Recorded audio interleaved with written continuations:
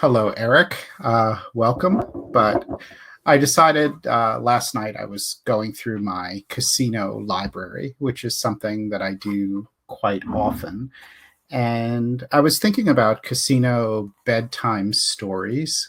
And I don't know how many people like to read vintage casino books. So, one of my favorite casino authors, who is a perfect bedtime story author, is Lyle Stuart. This is one of his first books. Let's see if you can get the angle there. So Lyle Stuart was a quintessential gambler, and he was very quick to admit that he was a quintessential gambler. He made no reservations about that. But he was an exceptionally good writer who was from a publishing company, and he lived in Fort Lee, New Jersey. And he was pretty much so bankrupted by Steve Wynn because he published a book called Running Scared. Anyway, I'm sorry if I just froze, but I think if you reset it, it should come back. Everything seems to be okay here for me. So anyway, we're going to talk a little bit about Lyle Stuart.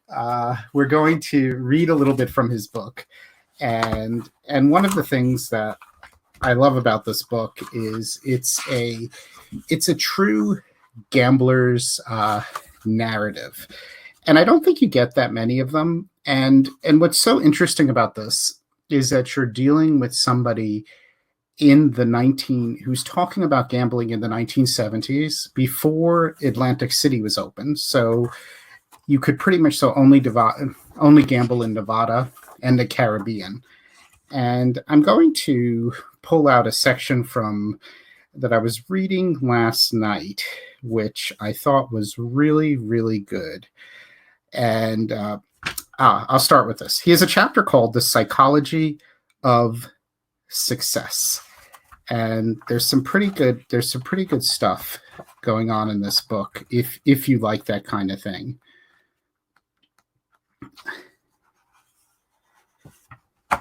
So he says, if by this time in the book you don't feel completely win-oriented, then it's time to ask yourself again,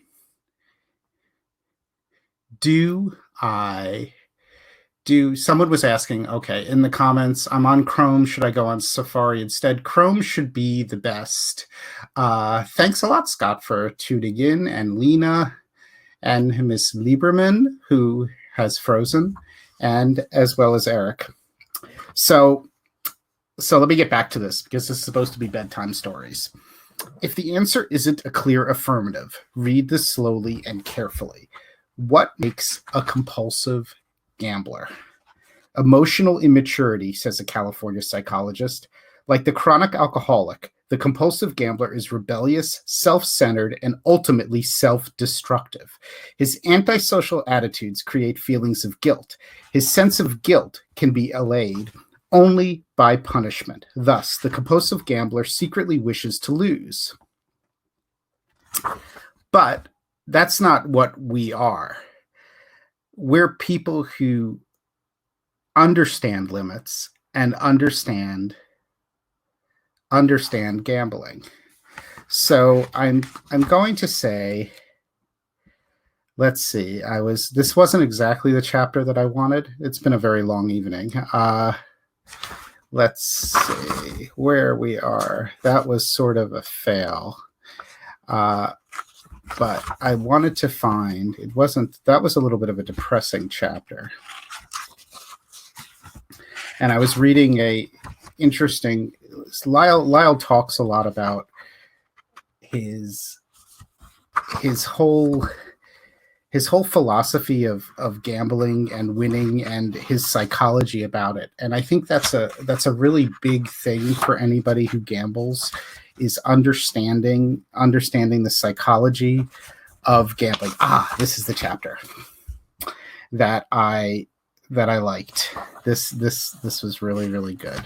And it has a part of it called, if you want to get rich in the dark.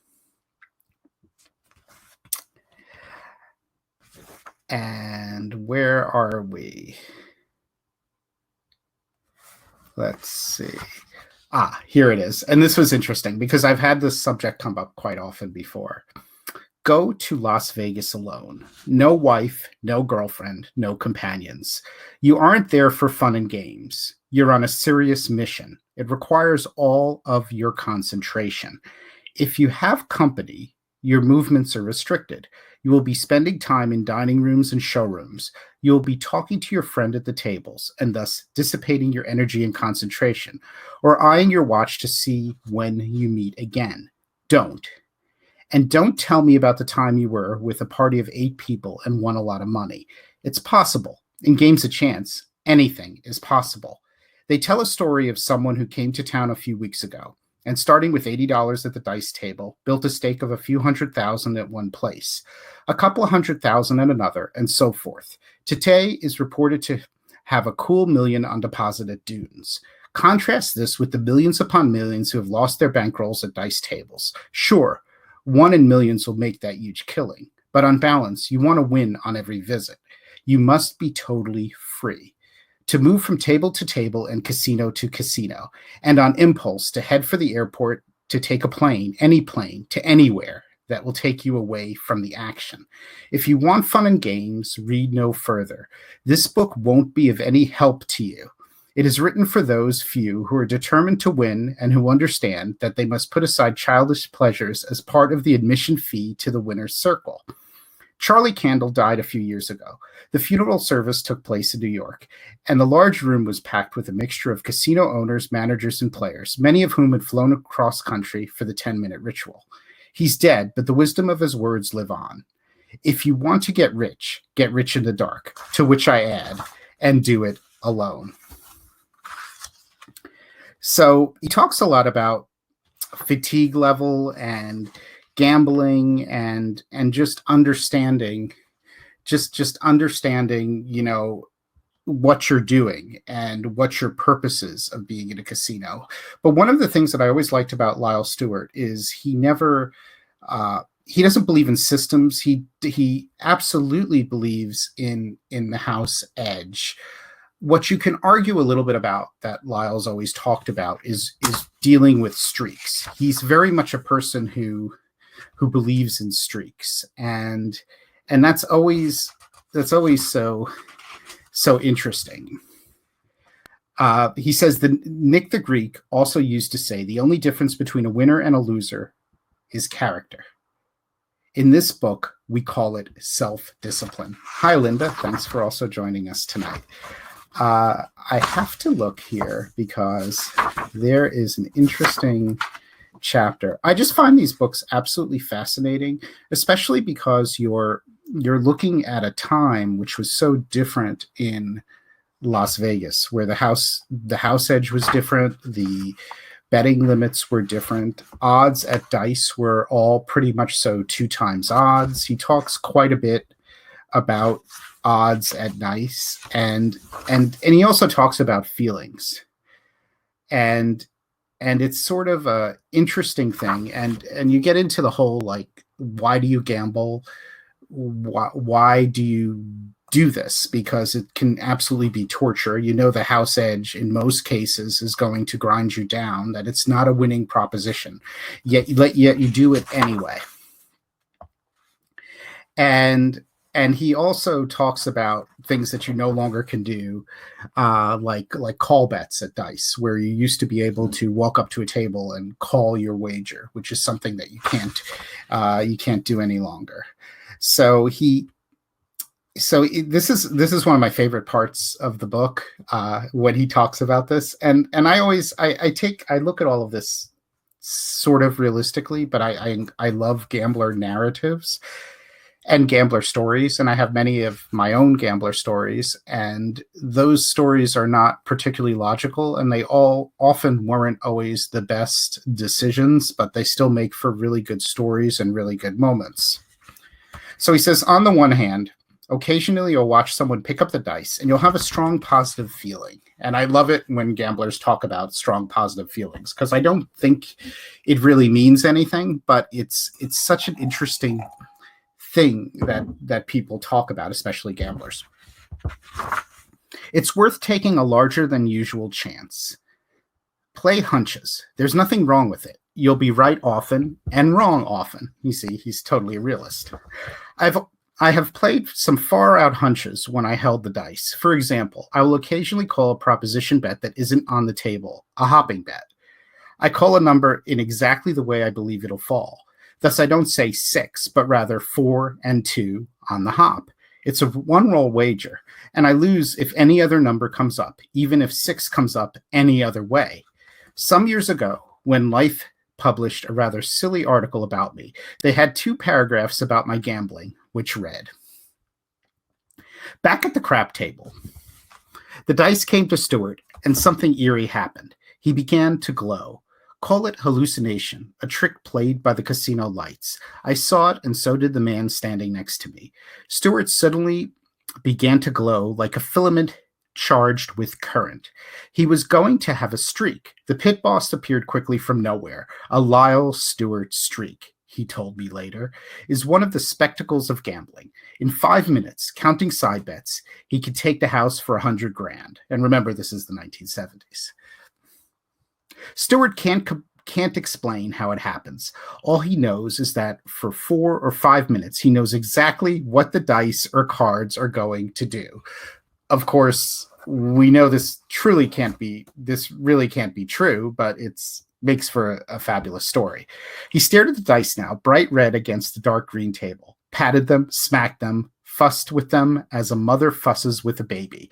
Suddenly he snapped them up and flung them the length of the table. 5 and 2, he yelled, while the dice were still in the air. 5 and 2 came up. The whole table gasped. One more, Stuart fidgeted with the dice and then flung them. Hard 6, he yelled. 2 threes showed. The table was in an uproar. Next he called 11 and made it. Then 4, then 9. The crowd stood 3 deep. Men were yelling, women squealing. Dealers were paying bets as fast as their hands could move.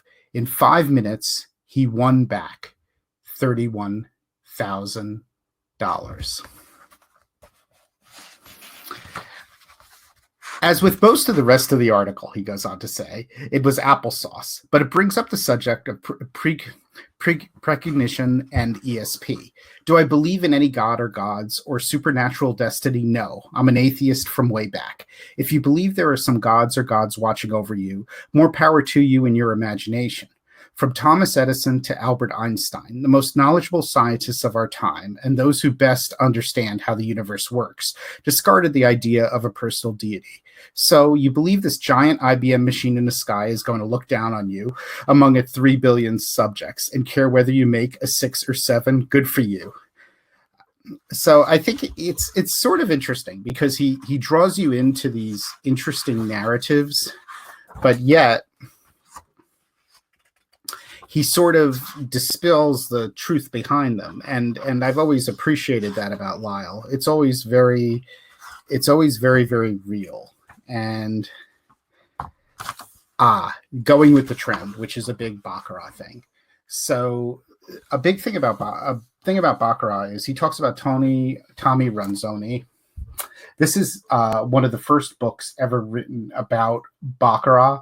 He was the gentleman who brought Baccarat to Las Vegas, which is a really interesting story.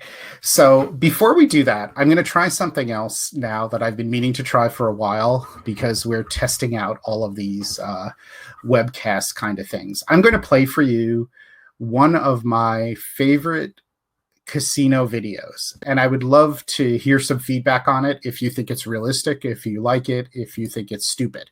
So I'm going to start that video now. It's going to come on, and then we can talk about that a little bit, and I will probably talk a little bit about going with the trend, and then we'll wrap up our bedtime stories. So here we go.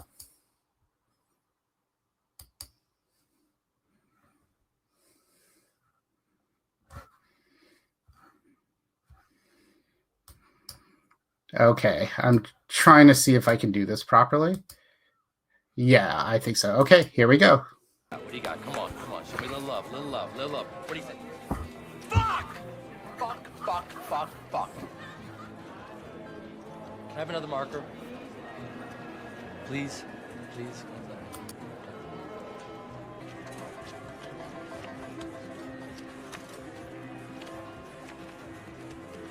Split them. How much is that? 75 grand. Now 150. Gotta do it. Split them again. I once saw a guy split 6 times straight.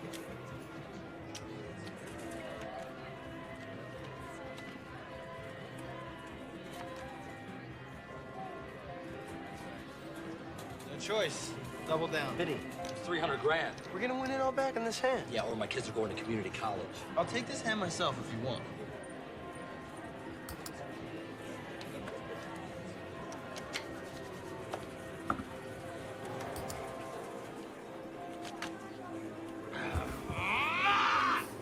Sorry. It's okay. I'd like to split these, please. You're gonna split kings? Yeah, what's it to you? I got 150 grand on this hand. I don't want you fucking up my cards. Sir, you have to let him play his way. Well, he's playing like a fucking idiot. Sir. Ari, calm down. Ari, relax. You're gonna get thrown out of the casino with 300,000 on the table. We'll take Calm care down. of it later, Ari.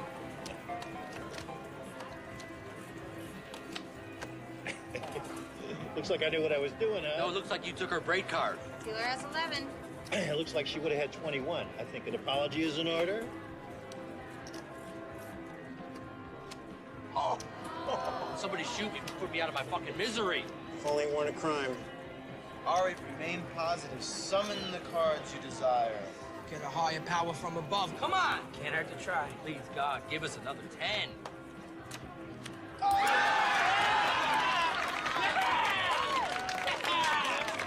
I getting that apology? You know what, man? I'm sorry. I'm sorry. Come here. Give it to me. Give it to me. Give it. So there you have it. So I hope everyone was able to. Hope everyone was able to enjoy that video. I always found that to be an absolutely hysterical casino scene, mostly because I like Ari so much.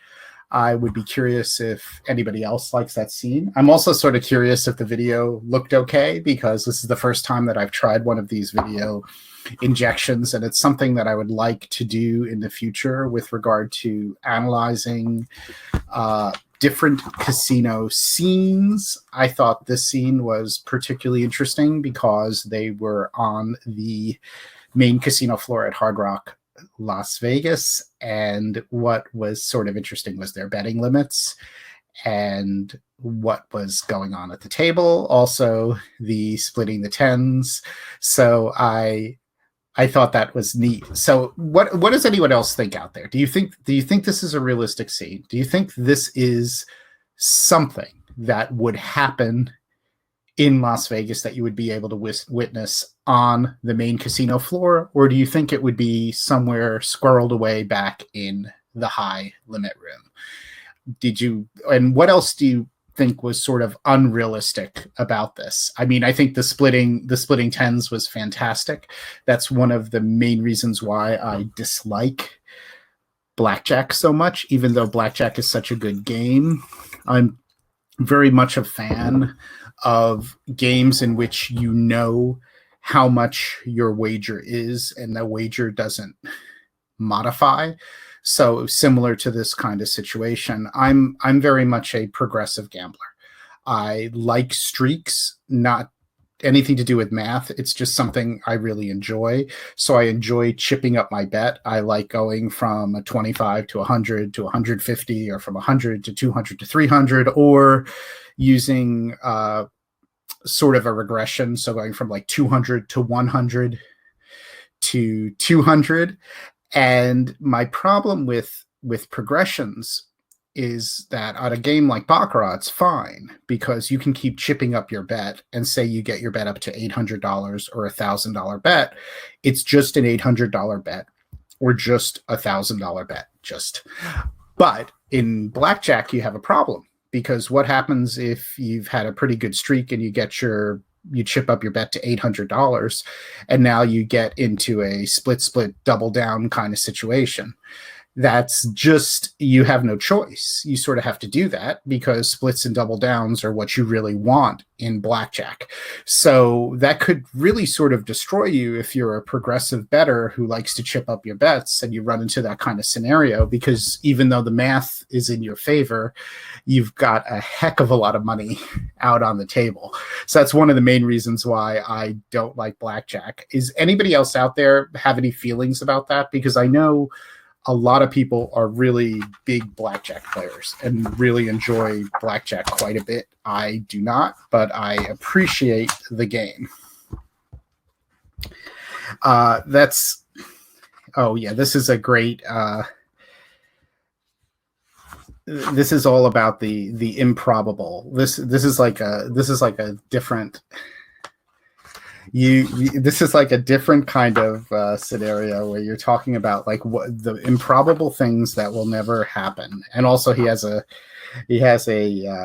chapter here. The next chapter is called Getting Rich Without Trying. Tommy says, you see a lot of things in Vegas. It could be something from a crazy guy who screams monkey or a dice girl that throws up in a trash can. You see, this is somebody who's been with me at the Baccarat table before and witnessed this before. So I think expecting the unexpected is one of the most beautiful things about casinos.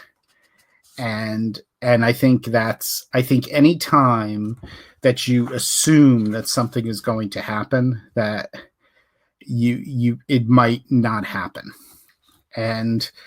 And this is one of my favorite. I think it's like a gambler's instinct kind of thing. And I've always thought that's really, really interesting and really interesting to talk about. I mean, that's something that people who gamble love to talk about. So this chapter is great. It's chapter 10 called Getting Rich Without Trying. Scott, I also believe in the power of the monkey, especially the monkey tie. I love monkey ties. So Getting Rich Without Trying. I heard this story firsthand, but I didn't see it happen, so I offer it without sworn affidavits. He's an elderly fellow and a very high roller, and this is the story he told me. I had a losing session at the blackjack tables, and I was walking to the cage to cash in a few small chips. Something was happening at the dice table that attracted my attention, because there was a larger than usual crowd of spectators. A young man was the shooter. Before he rolled, he kissed the dice. His girl kissed the dice, and then he kissed the girl. It was a funny routine, and he did it with every toss of the cubes. Suddenly, I latched on to the fact that he'd been doing it for a couple of minutes. The crowd loved every minute of it. I had $130 in my hand in chips. I placed the 6 and 8 for $60 each and pocketed the remaining 2 $5 chips. For a while, the young man threw almost nothing but 6s and 8s. I spread profits to the other numbers. He threw the other numbers. By the time he sevened out, I required 5 racks for my black chips, $50,000. And I handed $200 to the casino porter who helped pick up some of my chips that fell to the ground. I have yet to notice a casino porter recently. The shooter had won a big $127, and I gave him $500. Mind you, also, this is the 1970s. The man who told me the story is not a braggart. He is a high-stakes player. As an experienced gambler, he had the instinct to get in on a hot roll. Again and again, you'll find that most players freeze as the improbably lucky streak takes place in front of their eyes. The experienced gambler has the instinct to jump in, even if it's in the middle, even, in fact, if the next roll is the end of the streak. The story is an old familiar one. It has happened from the first roll of the dice and the first turn of playing cards. Take the report from a subscriber to the now defunct newsletter, The High Roller. It appeared in 1968. The reader reported, one night in February of this year, at about 11 p.m., I wormed my way into a very crowded crap table at Caesar's Palace with a stake of $500. The table was full of high rollers. Things got very cold, and player after player left the table. But I was determined to stay until I had a roll of the dice myself. By the time the dice got to me, I was the last one left at the table with $28 remaining of my 500. I then proceeded to make 17 passes with a fair amount of numbers and won 15,000. The same player continued. If the original players had remained, the house would have been badly hurt. Not one player bet while I was shooting except for a young man who came in halfway through my roll and played with $5 chips and won about 200. During the roll, I made 3 11s for the dealers at 25 a pop. This made me very popular with them, and they were really rooting for me. I believe the roll could have been longer if my wife hadn't come over to ask, "How are you doing?" This, to me, was the kiss of death. So, really good stories from Lyle, and it's stuff that it's just a fabulous distraction from the world right now, especially because many of us are missing gambling, and it's nice to be able to have gambling stories and distractions. And I highly suggest that some of these older vintage books, I will put together a list of those. I think maybe what I'm going to do is a blog post with this video and then a list of some of these out of print books, which you could still easily get. They make for a really enjoyable read. They're lighthearted, they're fun, and they're just good stories. You know, a mixture of talking about gambling and also gambling narrative. So I hope that you find that interesting. And before I finish things up, because I didn't want this to go much longer than a half hour, I thank everyone for joining me tonight. And if there were any questions or any final thoughts, I'm more than happy to take them right now. Otherwise, I will bid everyone a very nice evening, and thank you for joining me for this half hour of Baccarat and Craps bedtime stories. I didn't do so many Baccarat bedtime stories, but maybe I'll do that next time. I always love feedback about this kind of stuff. I absolutely love anything that has to do with casino history. I think it's super, super fun to talk about, especially some of these vintage books. I love understanding and reading about what it was like in Las Vegas in the 1970s.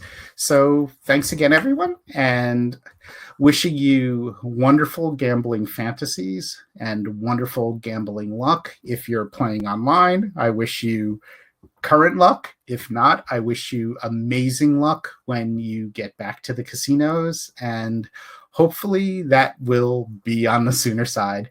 Have a great evening, everyone, and take care.